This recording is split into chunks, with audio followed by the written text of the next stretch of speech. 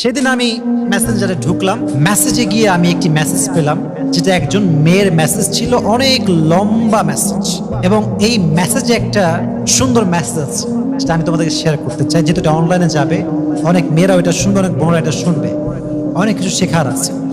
একজন মেয়ে মেসেজ দিয়েছে যে, হুজুর, আমার বাবা অনেক বড়লোক মানুষ, অনেক রিচেস্ট, তো আমি অনেক বড়লোক পরিবারের একজন মেয়ে। আমার ফার্স্ট বিয়েটা হয় বাবা মায়ের ইচ্ছায়। আব্বা আম্মা একজন ছেলে দেখে আমাকে বিয়ে দেয়। ছেলেটা অনেক ভালো, সেই হিসেবে আমাকে বিয়ে দেওয়া হয়েছে, এবং আমি জানি যে yes, he is a good person, তাকে বিয়ে করতে হবে আমার। আমি বিয়ে করেছি।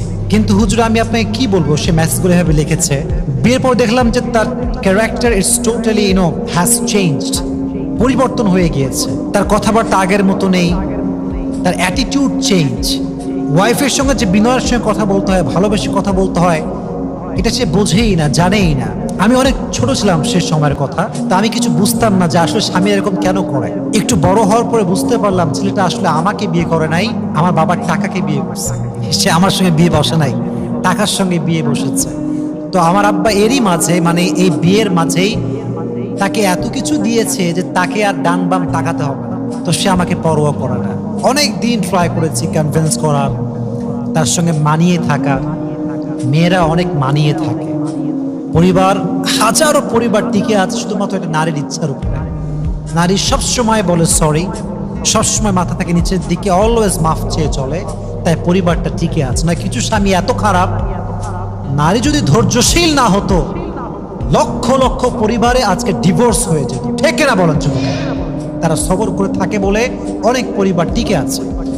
তো সে বলল, হুজুর, আফটার লং টাইম আমি বুঝতে পারলাম যে না, actually he is not perfect man for me, I need to take divorce, এটা ছাড়া কোনো অপশন আমার কাছে নেই। তো আমি অনেক বাবাকে বুঝিয়ে, অনেক কষ্ট করে আমি ডিভোর্স নিয়েছি। যুবক ভাইয়েরা, কি নিয়েছি? ডিভোর্স নিয়েছি।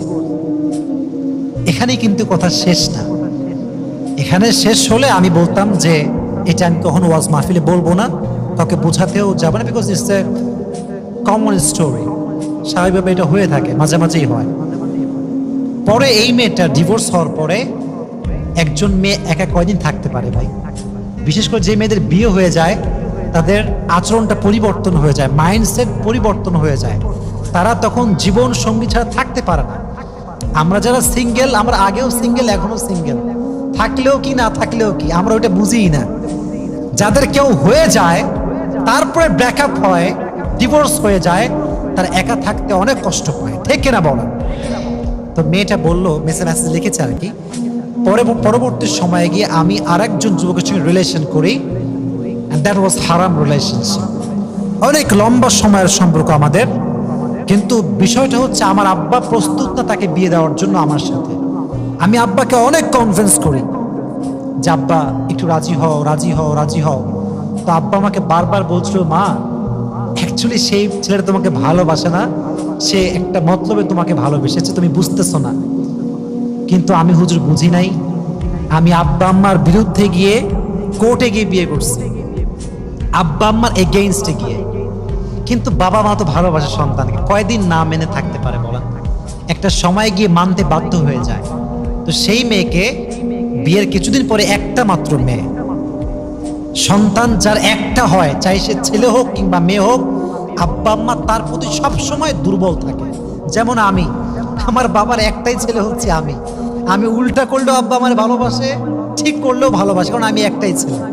একটা ছেলে যার হয়, কি যে উইকনেস কাজ করে, ওইটা বাবা মা বোঝে, আর কেউ বোঝে না। তো পরবর্তী সময় যেটা আমি মেসেজে পড়লাম, সেই মেয়েটাকে আব্বা লাস্টে বাসায় উঠায় নিয়ে আসছে, মেনে নিয়েছে। এবং এটাই ছিল হচ্ছে ছেলের চাল। ছেলে চেয়েছিল যে কোনো মতো আব্বা মানলেই হয়। তখন আমার দাবি দেওয়া শুরু হয় যে আমি আসলে কি চাই। ছেলেটা পরে বাইক নিয়েছে, মোটা অঙ্কের টাকা নিয়েছে। যখন সব নেওয়া শেষ, শুরু হয়ে গিয়েছে বাজে ব্যবহার। তবে মেয়েরা প্রথম সংসারে যেই পরিমাণ অভিযোগ করে, দ্বিতীয় সংসারে কিন্তু সেই পরিমাণ অভিযোগ করে না।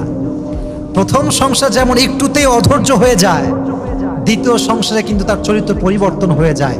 হাজার কষ্ট পেলেও চুপ থাকে। ঠিক না বলেন? তো বললো হুজুর আমি অনেক ধৈর্য ধরেছি। পরের ঘটনা, ছেলেটা নাকি বলেছে যে আমাকে 50 লাখ টাকা দিলে আমি আপনার মেয়ের সঙ্গে সংসার করবো, না হয় করবো না।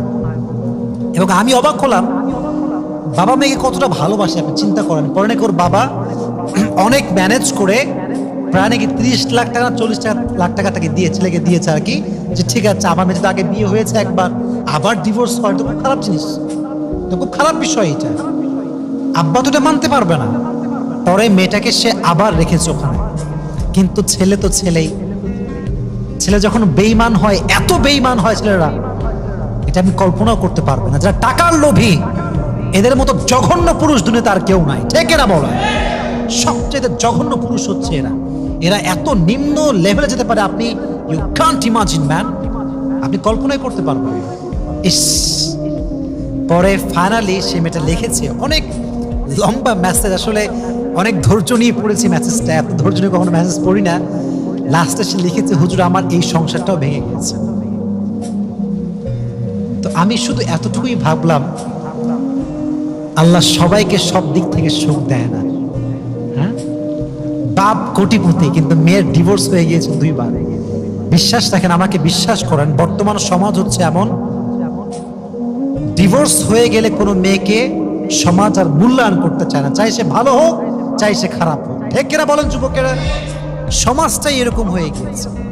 পরে সেই মেয়েটা লিখেছে হুজুর আমি দীর্ঘদিন যাবৎ প্রায় 1 থেকে 1.5 বছর বাসাতেই আছি, বাট আমি একা থাকতে পারি না।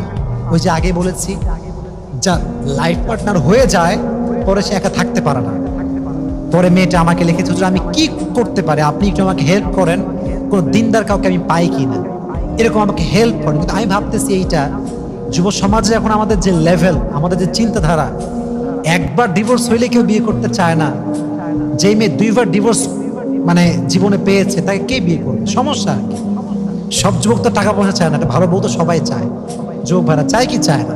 চায়। এর জন্য আমি বন্ধুকে বলবো, বোন যাকে বিয়ে করছেন একটু ভাবেন যে সে আপনাকে বিয়ে করছে না, আপনি নাকি আপনার বাপের টাকাকে বিয়ে করছে, খুব খেয়াল করবেন। অনেক যুবক ভাবে যে খালি একটা বড়লোকের মেয়ে পাইলে হয়, টাকা পয়সা নিব, যৌতুক নিব, ইস্টাবলিশ আমি হয়ে যাব যখন, বাস আই উইল লিভ, আমি পালাবো, আমাকে আর কেউ খুঁজে পাবে না। এরকম বদমাইশ গাদ্দার যুবক আপনার বাংলাদেশে আছে না নাই? আপনার বলো না কেন, আছে না নাই? অনেক আছে। তবে মাথায় রাখবেন, আল্লাহর মায়ের হচ্ছে সবচেয়ে বড় মায়ের। আল্লাহ কাউরে ধরে না, ধরলে কিন্তু যেই দিন আপনারা আল্লাহ ধরবে সেদিন একদম কায়েদ করে ফেলবে। মনে করছেন টাকা মেরে খাবেন, বেঈমানি করবেন, বিশ্বাসঘাতকতা করবেন, and you will be the most happy person in the world? No, no, no, no, no, no. এটা হতে পারে না। বেঈমান কখনো সুখী হতে পারে না, গাদ্দার কখনো সুখী হতে পারে না। যে মানুষের বিশ্বাস নিয়ে খেলে, তাকে একদিন আল্লাহ এমন ভাবে ধরে, তাকে সমস্ত কিছু থেকে নিঃশেষ করে ছেড়ে দেয়, ঠিক না বলা? আল্লাহ যুবকদেরকে হেদায়াত দান করুন, সকলেই পড়ে আমিন। যেই মেয়েগুলো ডিভোর্স হয়ে গিয়েছে, তালাক প্রাপ্ত মেয়ে, আল্লাহ প্রত্যেকটা মেয়েকে ধৈর্যশীল হয়ে তাদের জীবনকে চালাবার তৌফিক দান করে, সকলেই মন খুলে পড়ে আমিন। যুবক ভাইরা আজ থেকে ভাই বেঈমানি করো না কারোর সাথে।